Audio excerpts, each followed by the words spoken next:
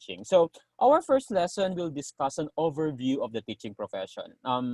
I know that some of you guys here had experiences in being a teacher already, and you have developed already the idea of how or what are the demands of uh, of of work to a teacher. So this is just an overview of the teaching profession. Okay, in the next units, in the next modules, we'll dig deeper on who really is a teacher, what is expected of a teacher to do, and what are the different principles that a teacher must follow whenever they design teaching strategies, when they develop learning materials, when they actually select assessment strategies. Those things we will be dealing in the next unit modules. So today, we'll have an overview of the teaching profession. So your learning outcomes are, at the end of this discussion, you will be able to differentiate education from schooling. Anong pagkakaiba ng education sa schooling? You will be able to define the teacher as a profession. Ano nga ba ang teacher? Bakit nga ba natin matatawag na ang teacher ay isang profesyon? Ano yung mga qualifications na pwede nating sabihin na ang isang trabaho ay isang profesyon? You know, kasi not all jobs are professions. You cannot consider all jobs are profession because there are certain qualifications for a profession to be called a profession. Okay? But by all means, no, anyone could actually describe himself or herself as a professional. Pero yung trabaho lang kasi, o yung trabaho, o yung job, o yung occupation, ay may mga certain indicators para masabi natin that that job or occupation is actually a profession. So the question arises is teaching really a profession? We'll see it later. Okay? Profession nga bang masasabi ang pagtuturo? And the last learning outcome for today is that you will be able to identify the roles of teachers. Ano nga ba yung mga tungkulin ng isang guro? Inaasahang gawain ng isang guro pag ikaw ay nasa isang eskwelahan. Okay? So before we proceed with our lesson, I ask you, why do you want to become a teacher? Doon sa inyong mga sa interview ko kanina. And why are you here in Earning Units? And I can sense many answers, no? Pero most of the answers would be, number one, because they want to be a teacher. Okay? Second, because they want to pass the licensure exam, have the license, and become eligible for a position in the government. Third, because they are looking for their purpose. Okay? So, three things, no? Gusto nila magturo talaga, kaya sila nandito. O kaya naman ay gusto nila na magamit yung lisensya for whatever reasons that they have, but not necessarily for teaching. So, if you look at your answers in the survey that I asked you to answer, no? Most of you, 74.7%, or 3/4 among you, wanted to become a professional teacher talaga. And that's very good. That's a very good statistics, no? 3/4 among you really want to become a professional teacher. And 14.7% among you acquired the license for eligibility purposes, not necessary for teaching, which is very obvious from your answers. But look at this now. Meron pa lang 8.4% ang hinahanap pa lang yung purpose niya. But this is a very interesting data. This is a very interesting statistics. No? Having at least one among 10 students ang hindi alam kung bakit siya nandito sa Earning Units. At hinahanap niya talaga kung ano yung purpose niya, kung bakit siya nandito. And you know, as a teacher, as your teacher in 2 subjects, I will be very happy if I will be able to help you understand your purpose and look for your purpose. Okay? At sana maintindihan nyo o sana maipaintindi ko sa inyo kung ano nga ba ang pagtuturo, ano nga ba ang inaasahan sa isang guro na gawain niya sa loob ng eskwelahan, sa loob ng classroom at sa labas ng classroom para ma-realize nyo rin na, okay, am I fit to this job? Am I fit to this teaching profession? If not, then I could find another profession. But siguro ma-realize nyo, at yun ang gusto kong mangyari, no? Na maisip nyo rin, maganda itong sinasabi ni Sir. Kaya ko itong ginagawa at sinasabi ni Sir sa mga trabaho ng pagiging guro. And I want to try my luck of becoming a teacher. So if that will happen to you at the end of our course, I will be very glad, no? To know that at least one soul among my students were inspired of continuing the teaching profession because of our classes. Okay? So, in the interest in teaching inventory that I ask you to answer also, if you look at the data, okay, of what may cause your interest, okay, what caused your interest in pursuing the teaching profession, number one among the list is the influence of former teachers. Di ba? This is a very nice data too, no? Influence of former teachers. Anong masasabi nito sa inyo? That the teacher, the influence of a teacher is eternal. Diba? The influence of a teacher is infinite. Walang katapusan. Oh, katulad niyan. 3.69, napakataas, strongly agree. Oh, ang sinasabi nito, ladies and gentlemen, ay hindi man kayo nag-aral, o 10 years ago hindi na kayo nag-aral, graduate kayo ng college 2010, 10 years kayo nagturo, pero yung influensya ng guru nyo nung high school, nung elementary o nung college andun pa din. Kaya kayo nandito dahil siguro at one point na isip nyo, ay parang gusto ko yung ginagawa ni sir. Ay parang kaya ko yung ginagawa ni ma'am. Ay parang gusto ko rin maging guro katulad ni ma'am, katulad ni sir. The influence of former teachers. This would tell us, ladies and gentlemen, that the influence of a teacher is really infinite. Okay? Mamatay na si teacher, nandun pa rin at maiisip mo kung anong ginawa niya o anong ginawa mo nung nandun ka sa classroom niya. I can still remember many things I have done when I was in elementary, but my teachers before were already dead. But I am very grateful still of the things that they have imparted on me, because that made me of who I am now. Diba? That made us of who we are now. I always tell my undergraduate students, no, teachers are very influential. The school is very influential. Why? If you are in a high school or in elementary school, most of your time are dedicated in school. Diba? Except for these times in pandemic kasi walang face-to-face, no? Pero, ang buhay ng isang bata, okay, madalas yan nakakonsentrate sa loob ng eskwelahan. Alas 7 pa lang papasok na. Alas 5, uuwi. Ilang oras yon? 9 hours, di ba? Yung ibang bata, pag uwi ng classroom, pag uwi ng bahay, maglalaro konti, tapos gawa ng assignment. Still, school pa din. So, we cannot deny the fact that the influence of teachers or of teachers or the school itself is very powerful, no? It's very powerful, and it makes us of what we are now. Kaya if you decide to become a teacher, you have to think about this. Okay? Kasi napaka-importante, napaka-crucial, napaka-critical ng role ng isang guro. Napaka-delikado in a sense and dangerous in a sense. Bakit? Halimbawa, isang araw, hindi mo nabasa yung lesson mo. Sabi mo sa mga estudyante mo, okay class, our lesson for today is the solar system. Okay? The solar system.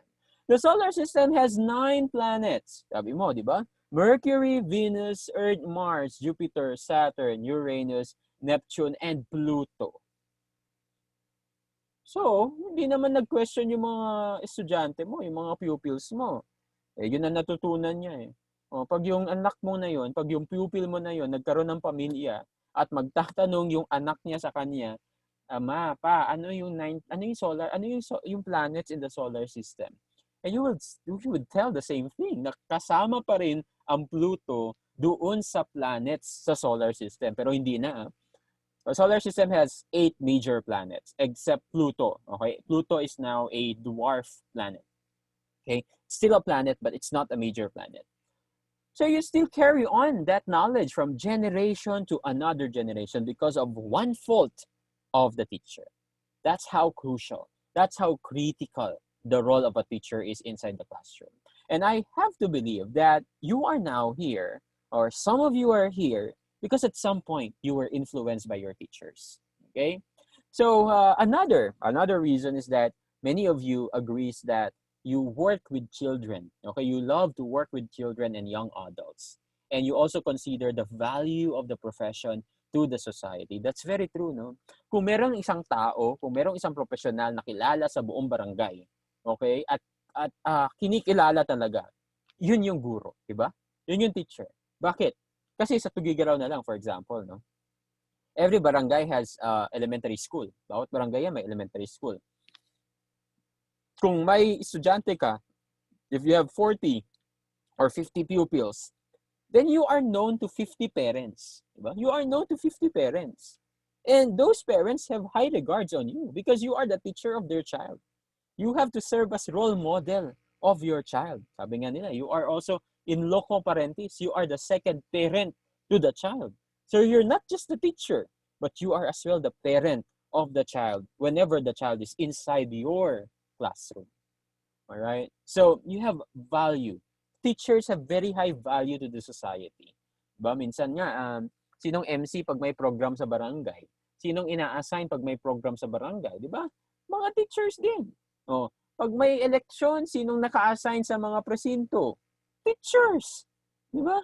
So napakaraming trabaho o napakaraming mga tungkulin ang inaasahan sa ating mga guro na wala naman doon sa original job description natin. Kaya nakapagtataka tuloy na tatawagin natin na ang teaching ay isang propesyon. Kasi ang daming mga bagay-bagay na ginagawa ni teacher na wala naman dun sa kanyang tungkulin talaga bilang isang guro. Diba? Sabi nga nila in one article that I have read, teachers are the overused employees of the government. Bakit overused? Kasi ang dami nilang ginagawa eh. Well, you might not agree with me, but with respect to the article, yun yung kanyang opinion, no? Yun yung kanyang opinion na maraming mga roles si teacher na outside their job. Halimbawa, ngayon sa pandemic, no? Mag-deliver ng module. Who delivers the modules? Teachers do deliver the modules. Okay?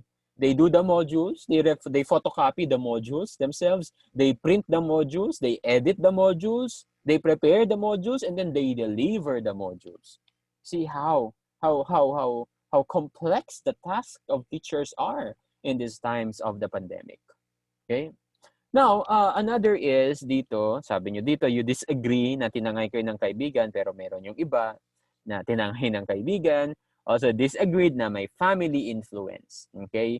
And you also disagree with the summer vacations. Well, you might not agree with this, but this is a very nice benefit for teachers. No? Ang teachers, may bakasyon yan 2 buwan. Sa 12 months, 10 months kang nasa school, 2 months bakasyon mo, summer, with pay. Okay? With pay yan.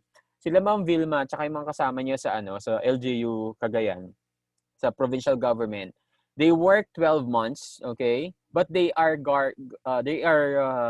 will have their VSL or vacation and sick leave. Tama ba ako? Yeah.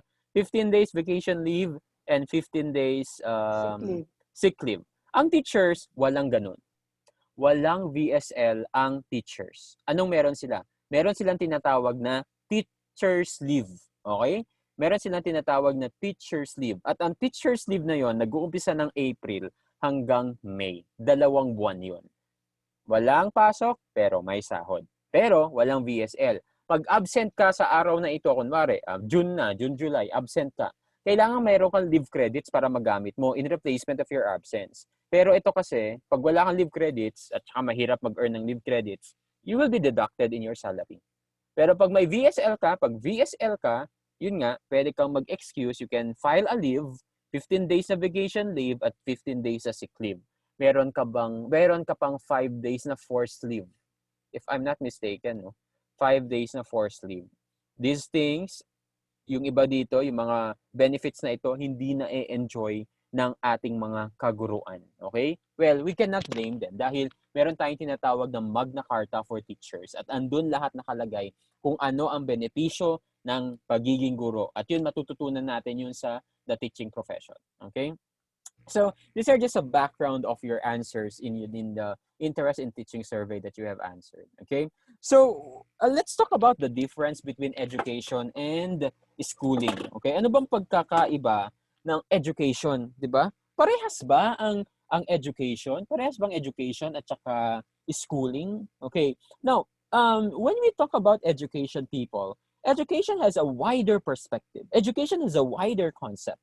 Kung ito yung education, yung umbrella, okay? Kung ito yung umbrella, sa baba niyan, maraming uri ng education. And 2 types of education is formal and informal. Okay? Formal happens inside the classroom. Formal education happens in the school. And that is what we mean by schooling. Kasi nga, from the word schooling, school. Okay? So, formal education happens inside the school. Alright? We call that schooling. We call that formal education. Ano naman ang informal education? Informal education happens anytime and it happens anywhere. Okay? May mga pagkakataon na kahit nasa labas ka ng eskwelahan, kahit nasa church ka, o kaya nasa palengke ka, o kaya nasa bahay ka lang, o ikaw nagfe-Facebook, browse ka lang sa Facebook mo, may mga learning experiences ka sa mga pagkakataon na katulad noon, di ba? Halimbawa, nasa palengke ka, o may nakita kang kakaibang prutas. Okay? Sinanong mo, Nay, anong tawag sa prutas na to? Mangosteen yan, anak, mangosteen. Hindi mo alam na mangosteen pala yun. So alam mo na ang pangalan ng prutas na yun ay mangosteen. Is that a learning experience? Yes. Because the next time that you will go to the same place and you will see the same fruit, you would not ask the tindera anymore kung anong pangalan ng prutas na yun. Because you know already the name of that fruit. Is that a learning experience? Yes. Did you learn that in school? No. But you learned that outside school. Is that education? Yes. What kind of education? Informal education. Okay, so formal education is different with informal education because formal happens inside the school. There is a set time. Okay, may oras na sinet si teacher o ang eskwelahan na ito pag-aaralan. Pero sa informal, wala. Okay? Bakit? Mayroon ka bang schedule pag maghuhugas ka ng pinggan? May schedule ka ba pag maglilinis ka ng bahay? Hindi naman very strict ang nanay natin, no? Pag tayo ay gumagawa ng household chores. Well, may mga pagkakataon na stricto, pero not in the sense na sobrang strict katulad sa formal education. Okay? So, formal means of education has pre-scheduled content. Okay? Look at the third bullet here. No? Sabi niya, there is a pre-scheduled content. Ang ibig sabihin nun ay pagkapasok mo ng school, may schedule. Katulad ngayon, may schedule tayo. From 1 to 10, from 7 to 10, ito subject mo. From 10 to 1, ito subject mo. From 2 to 4, ito subject mo. So, ang tawag natin dyan, pre-scheduled content. Schooling yan. You are in school right now, di ba? You are in school right now. Pero paglabas mo mamaya, pagkatapos ng session natin, nakasalubong mo si Aling Marites. Okay? At sabi ni Aling Marites, tinanong niya kung paano lutuin yung ayuda, yung bigas na parang merong tofu na binigay nung bagyo. Hindi mo naman alam kung paano paano lutuin, pero shinare niya sa iyo kung paano mo lulutuin 'yon. Is that a learning experience? Yes. Did you expect that to learn at that time? No. Diba? There was no pre-scheduled content. There was no schedule. It happened anytime. It happened anywhere. Okay? You did not know when it happened. When it happened, no? Wala eh. There's no pre-scheduled content. Okay? Schooling has levels that lead to one another. Ano yung ibig sabihin ng levels? May grade 1, grade 2, grade 3, grade 4, diba? May high school, may elementary, may high school, may college, may masters, may postgraduate, may doctoral, and then postdoctoral. Schooling yung mga yan. Okay? So, they have certain levels that lead from one level to another. But in informal means of education, walang ganun. Okay, walang ganun. So, in summary, when education concerned as a whole, it includes both this formal and informal means of acquiring knowledge. Okay? But what is more important? Schooling or education? What is more important? Well, we cannot deny the fact that most of the education happens in the school. Diba? Pero what's the purpose of teachers? Are they there to school the children? Or they are there to educate the children?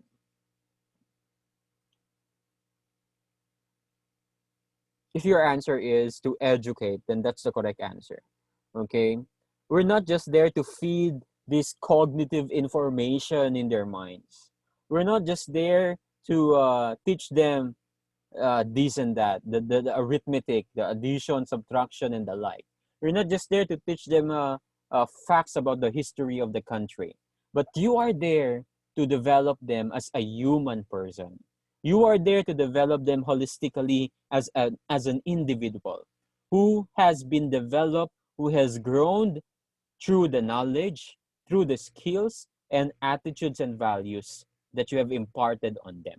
Okay? Because that's the mission of education, to make us more of a human individual, to develop us holistically. Hindi lang yung utak, pero yung katauhan natin bilang isang tao. Okay? So that's the difference between education and schooling. So, ang teaching nga ba ay isang profesyon? Okay? The answer is yes. Okay, the teaching is a profession kasi nga may subject kayo na the teaching profession. So obviously, teaching is a profession. Pero paano nga ba natin masasabi ng isang trabaho ay isang profesyon? How do we say that a profession is a profession? These are the qualifications to say that a profession is a profession. Okay? Una, sa lahat, tignan natin let's compare this.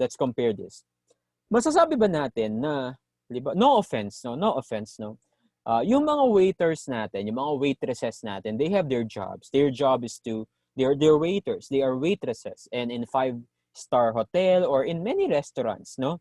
But can we consider their job as a profession?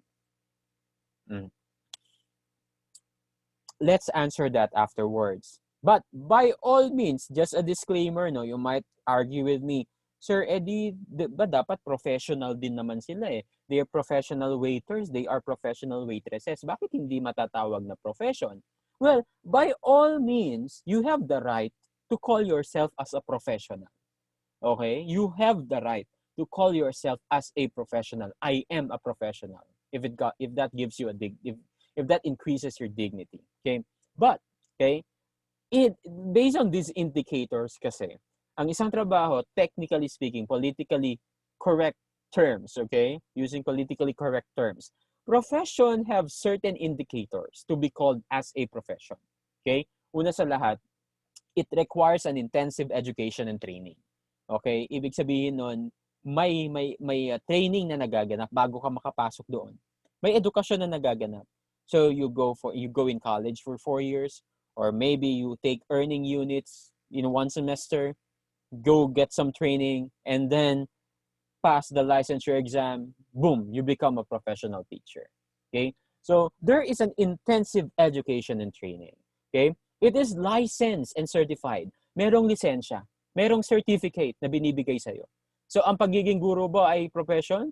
Tama, dahil merong intensive education. Pangalawa, may lisensya. Kasi nga, nagtitake ka ng exam. Pag napasa mo yung exam, meron kang lisensya. Meron kang license, professional teacher license. Okay? May ganun ka. Speaking of that, hindi ko pa pala na-renew yung lisensya ko. Anyway, so, there is a license. Okay? Halimbawa ng pagiging doktor. Ang pagiging doktor ay isang profession ba? Yes. Kasi may lisensya yan eh. Hindi ko pwede mag-practice ng pagiging doktor kung wala kang lisensya. Medtech, meron. Police, meron. Lahat ng profesyon na nakalista doon sa Professional Regulatory Commission or PRC, you can consider them as a profession. Okay? It is guided by some codes of conduct. That is true also. Okay? Meron tayong sinusunod na listahan ng anong pwedeng gawin at hindi pwedeng gawin. Yung code of conduct natin. Bilang isang guro, ano ang pwede mong gawin at ano ang hindi mo pwedeng gawin. Okay? Sa lahat ng profesyon, guru man yan, doktor man yan, medtech man yan, criminologist man yan, meron tayong sinusunod na code of conduct. Iba-iba nga lang ang pangalan. Okay? So, halimbawa, sa pagiging guro, okay lang ba na magtinda ng longganisa at tusino sa loob ng classroom? O, mga ganyan tanong. Kaya ba ay nasasang-ayon sa ating code of conduct? O kaya naman, okay lang ba magtinda o mag-offer ng Natasha, Avon sa mga kumare natin, mga teachers, pagka vacant time natin? O, nasasang-ayon yan sa code of conduct.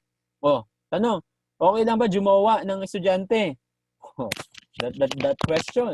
O, lahat yan ay nandoon sa ating code of ethics for professional teachers. So meron tayo niyan because we are a profession. Okay? Teaching is a profession, and there are things that we can do and there are things that we cannot actually do. Okay? It has strong bodies protecting its interests. May asosasyon, may organisasyon na promoprotekta sa karapatan at sa interes ng mga guro. Lahat naman ng profesyon meron yan. Katulad ng mga teachers, doctors, nurses, may mga ganyan. Katulad yan sa nurses, di ba? Yung issue ngayon na hindi pwedeng gamitin ang Sinovac vaccine para sa mga nurses natin na exposed lagi sa COVID-19 cases kasi mababa ang efficacy rate. So sabi ng nurses, kailangan na pag-aralan yan para sa ikabubuti ng mga nurses. Who did that? Who reported that? Who sent that message to the government? It's the body that protects the interests of the nurses. Pag may nangyari din na ganyan para sa mga teachers, the teachers will also speak in behalf of all teachers in the country because we have an existing board for professional teachers. So, etong mga bagay na to, meron ba yung mga waiters natin? Diba? So, yung ibang profession, they lack these indicators. They lack these qualifications. And that's why they are not considered as a profession. But they are professionals. By all means, they are experts of their fields. But in terms of categorizing their job as a profession, it does not actually qualify to that indicator set by these. All right? So, also, ikabit ko lang, no, sabi dito, a profession is a profession if it is a life-chosen career. Sabi nga ni nung nagtrabaho sa BPO, no, yung classmate niyo ngayon nagtrabaho sa BPO, hindi niya makita yung sarili niya na tumatanda as a call center agent or working in a call center. Malay mo, makita mo yung sarili mo na tumanda as a teacher. Kasi totoo naman nangyayari yan. Pag ikaw ay teacher, o any profession naman, pag pumasok ka na dun sa profession na yon, you don't resign anymore. Eh. There are only few cases kung saan nagkakaroon ng resignation ng teachers. Eh. Diba? Madalas, kung nakapasok ka na as a teacher, you will retire as a teacher. Tulad ngayon, I'm not thinking of, not retiring as a teacher. I can still see myself a teacher for the rest of my life. What else could I do? I could have sidelines here and there, but my main job is a teacher. So I would think of that. Okay? So this map that you see now is the teacher development map. Okay? Ito yung nagsasabi kung paano nga ba nabubuo ang isang teacher. Okay? Paano nabubuo ang isang professional teacher. So una sa lahat, you go to the TEIs. Okay? Ito. Entry to teacher education. Nandito kayo ngayon. Okay? Nandyan kayo sa entry to teacher education. Because you are in a TEI. Ano yung TEI? TEI stands for Teacher Education Institution. Okay? Teacher Education Institution. Is FL Vargas a TEI? Yes, it's a TEI. Okay? Kasi nga, it offers education as a program. Kaya nga kayo nandito eh. Because we offer education as a program. We offer earning units in education. Okay? So, it's a TEI. Okay?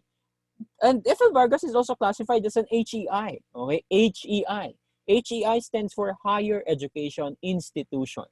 Okay? So, FL Vargas is an HEI and at the same time, it's a TEI. But, let me remind you that not all HEIs are TEIs. Okay? Not all HEIs are TEIs. Hindi lahat ng higher education institution ay matatawag nating TEIs. Kasi may mga HEIs na hindi nag-o-offer ng education program. Ano nga ba yung mga HEIs sa Cagayan? Sa Tuguegarao, for example. O, meron tayong St. Louis, St. Paul, MCNP, University of Cagayan Valley, Myla Rosario, FL Vargas, meron pang Cagayan State University, the only state university in our province. O, yung mga yun. Okay? So, those are HEIs. Pero not all of them are actually TEIs. For example, does Myla Rosario College offer education as a program? I don't think so. So, can they be considered as a TEI? No. Okay? So, only those HEIs that offer education as a program can be classified as a TEI or Teacher Education Institution. Okay? Now, after the entry to teacher education, you go to pre-service training. But in your case, in earning units, wala yan. Wala tayong pre-service training. Ito yung tinatawag nating practice teaching. Okay? Katulad ng mga education graduate talaga, nagpa-practice teaching yung mga yan. Pagdating nila ng fourth year, they are being deployed to elementary, to high schools to do their practice teaching. Okay? When they're done with that and they finish all the requirements for the degree, they go take the licensure exam for teachers, which is supervised by the Professional Regulatory Commission or the PRC. So dito ka na magti-take ng licensure exam. Pag natapos mo ito, papasok ka na dyan. Dapat ipasa mo yan bago ka pumunta rito. Ano ito? Ano itong sinasabi natin dito? This is the recruitment for teachers happening in DepEd or perhaps in HEIs. Kung gusto mo mag-apply sa college, pwede din. Kung gusto mo mag-apply sa DepEd, pwede din. Kaya lang, may mga qualifications tayo dyan. Okay, may qualifications. Sa HEIs, kailangan na meron kang master's degree. Unang-una sa lahat yon. Kailangan meron kang master's degree. Sa DepEd, makakatulong sa'yo ang master's degree. Okay? Mas mataas ang points mo pag ganun. Okay? Pag meron kang master's degree. Okay? So, kung yung iba sa inyo wala pang master's degree, you might think of enrolling to a master's program para merong additional points kayo pag kayo ay nag-apply sa DepEd. Okay? Yung MPA program, yung MPA nyo or master's degree nyo. Okay? So, dyan papasok yan. So, napakaraming requirements, no? Para ikaw ay makapasok dun sa tinatawag nating Registry of Qualified Applicants sa DepEd o yung RQA. O, halimbawa, ina-assess yung grade nyo nung college. Kailangan mataas din yan. Yung rating nyo nung exam nyo, dapat mataas din yan. Yung demonstration teaching nyo, English proficiency test nyo, special skills nyo, o mga ganyan. Napakarami. So you have to prepare that if you really want to go to that track of entering the Department of Education. Okay? Pag na-qualify ka naman, maganda, di ba? You can already say, okay, nagbunga lahat ng pinagharapan ko. O na-qualify ka, na-hire ka, tinawagan ka ng principal, dito, magsimula ka na sa ganito. After 2 months or 3 months, you will have the teacher induction program. Okay, teacher induction. But your endeavor as a teacher does not end there. You have to continue developing yourself professionally. Kaya meron tayong tinatawag na CPD or Continuing Professional Development. So may mga trainings kang dapat puntahan, hindi lang para sa iyo, no? Para sa school din, pero yan, para din sa promotion mo, di ba? Kung hindi ka maggaganito, kung wala kang continuing professional development, there's no way for you to upscale yourself, to promote yourself from teacher 1 to teacher 2 to teacher 3, and then master teacher 1 to master teacher 2, so on and so forth. Okay? Now, once you're done, and then na pagtagumpayan mo yung taon ng pagiging guro, pwede ka na mag-retire. Ano nga ba ang retirement age sa teaching? The retirement age in teaching is 60 years old. But the mandatory age of retirement is 65 years old.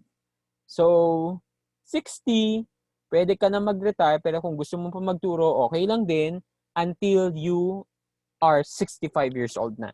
Yun yung mandatory na retirement. Hindi ka na pwede magturo after that. Okay? So, tignan nyo, na maigi ang mga yan. So, ito yung development ng isang guro. Okay? And that is based on the NCBTS or the National Competency-Based Teacher Standards. Ngayon, yung NCBTS na bago na yan, binago na yan. Ang pangalan niya ngayon ay PPST or Philippine Professional Standards for Teachers. Pag-aaralan natin yan sa susunod na mga araw. Alright.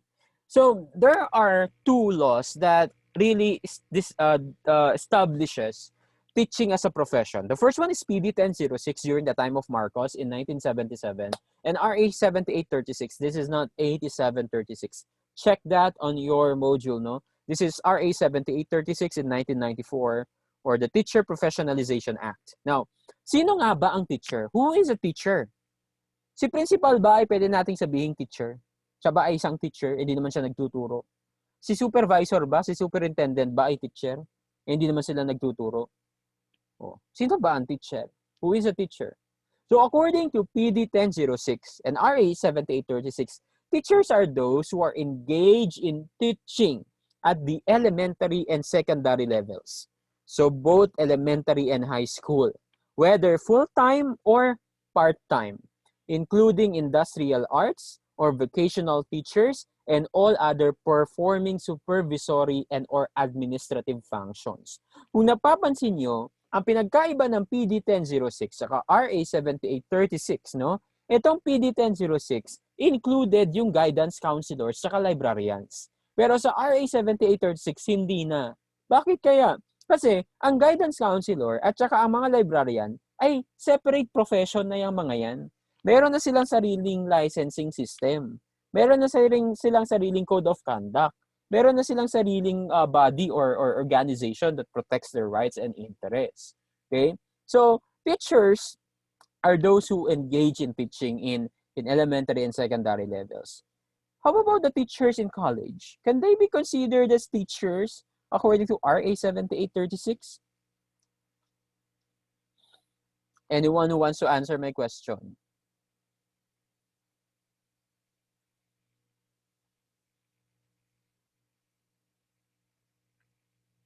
The answer to that is no. Okay? RA 7836 does not include the teachers in college to the definition of teachers in RA 7836. Okay? Bakit? Anong rationale niyan? Kasi, lahat, yung ibang teacher sa college, hindi naman licensed professional teacher. They are there teaching that particular field. Why? Because by virtue of their degree. Halimbawa, you're teaching in the engineering department. You are there teaching because you are engineer. By all means, you have to teach there. You can teach there because you are an engineer. Okay? But not all of them are licensed professional teachers. But they are licensed engineers. They are professional engineers. So can they teach in that field? Obviously, yes. Okay, yes. Kaya lang, doon sa RA 7836, hindi in-include yung college teachers doon sa definition niya as teachers. Okay? So let's now proceed to, so we are clear now about who is a teacher and what makes teaching as a profession. Okay. Now let's talk about the different types of teachers. Okay. The different types of teachers. So meron tayong tatlo generally. Okay. Authoritarian, democratic, and laissez-faire teachers. Okay. Ano ang pagkakaiba? Okay. Sorry. Okay. Anong pagkakaiba ng authoritarian, ng democratic, tsaka laissez-faire teachers, no? Ang authoritarian teachers, ito yung very strict na teacher. Okay? It's a subject-centered and a teacher-centered classroom environment. Ang nasusunod ay si teacher lagi. Okay? Kaya nga tinawag na authoritarian eh. I am the authority here. The teacher is the authority here. Okay? Ang kabaligtaran niyan ay democratic. Okay, the democratic teacher gives opportunities for learners, kaya nga democracy, katulad sa government system natin, we have the voice, we have the freedom of expression. In other words, for a democratic classroom, for a democratic type of teacher, you also consider the opinions of your students, the opinions of your learners. So, the voices of your learners inside the classroom are heard in a democratic classroom. Okay? Yun yung pagkakaiba ng authoritarian at saka democratic. Pero ano naman ang laissez-faire teachers?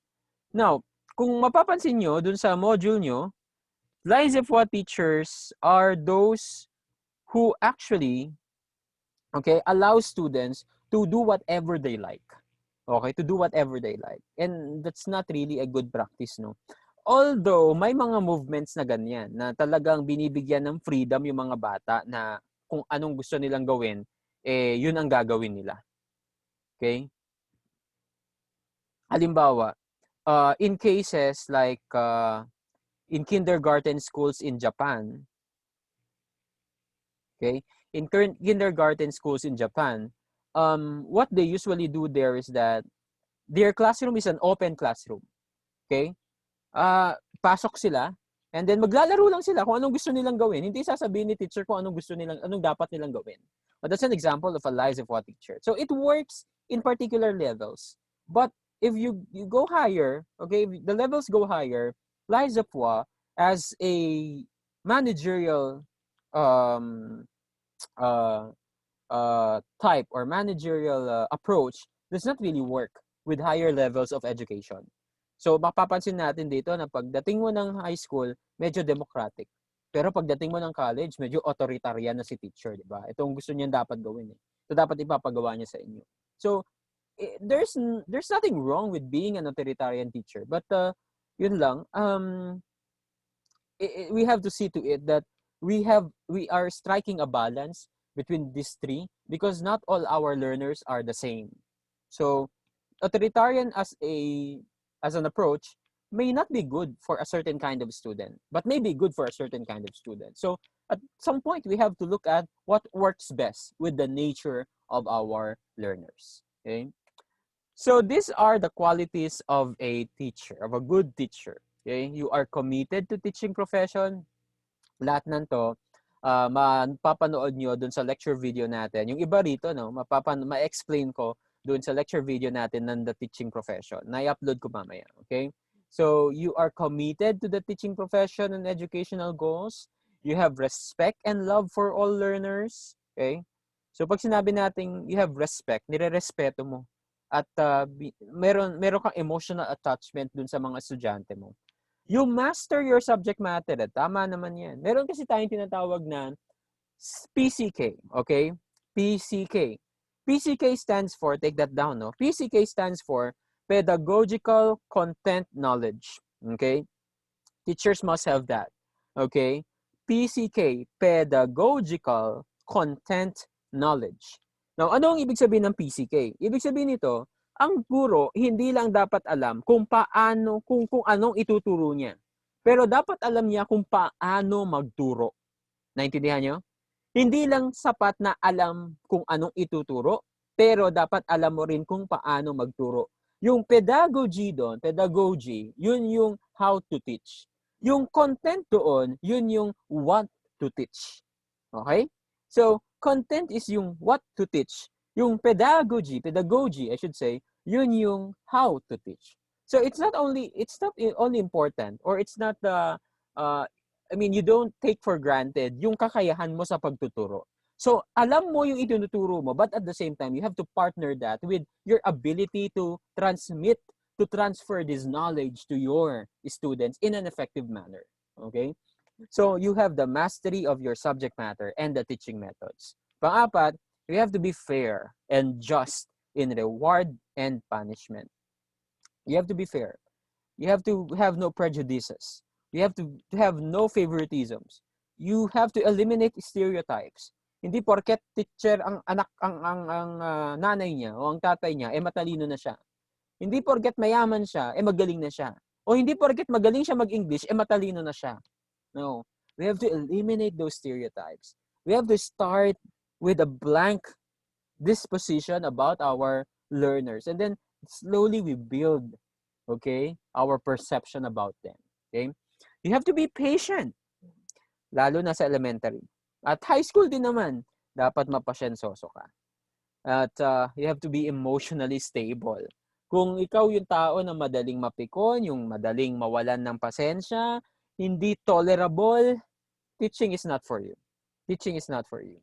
You have to be patient at all times. You observe maximum tolerance of the misbehavior of your students. Kasi nga, you're not just a teacher, but you are also a classroom manager. Okay? Pag may gulo dyan, ikaw talagang aasahan umayos ng gulo na yan. Okay? Another is, have sense of humor. Maganda rin naman na ganyan. Meron kang ini-insert na mga jokes pag ikaw ay nagtuturo to make it more light. Okay? To make the discussion lighter. Okay? You have to be cooperative and democratic in nature. Okay? Huwag mo masyadong ilayo yung sarili mo sa mga estudyante mo. Hindi yung, ako teacher, ikaw estudyante ka lang. No. Don't do that. Okay? Okay, tama yun. Na alam mo yung gap yung dalawa. Pero yung bang, huwag mo ko lalapitan. Teacher ako. Kaya naman huwag mo ko tuturuan. Ako ang teacher nyo. No. We have to be open on things that we might not know. Okay? So, politically neutral.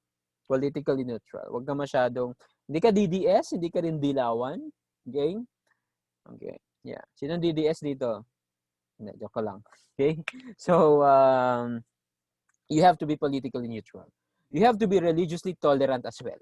Okay? Bang wala kang kinikilingang relihiyon. Hindi mo pinapalabas yung bata na hindi umaakma doon sa pinaniniwalaan mo bilang isang tao. Okay? Easygoing and approachable and culturally and socially adaptive. These are the qualities of a good teacher. So you might want to ask yourself, do I have these qualities? If you have, then that's a very good starting point of pursuing the teaching career. Okay, so let me end our discussion with the traditional roles and the modern roles of teachers. So there are two main roles. Meron tayong teacher-centered at meron tayong student-centered. For a traditional role, you are the giver of information. You are the sage on the stage. Okay? Ikaw yung may alam. Ikaw yung tatayo sa gitna at ikaw ang magbibigay ng impormasyon sa mga estudyante. Pero sa modern role, you are the facilitator of learning. That means you are the guide on the side. Andun ka para i-guide lang yung mga bata. Okay, anak, ito ang gagawin natin sa araw na ito. Ito ang gagawin mo. O, paano natin gagawin yan? Alam mo ba? Sige, gawin mo muna. Mamaya titignan ko. Pag tama, okay. Pero pag mali, tignan natin kung paano natin mapapabuti yung output mo. So, you are a guide on the side. Pero pag traditional kasi, lecture method, well, we cannot blame teachers like them because they were told to do that strategy, no?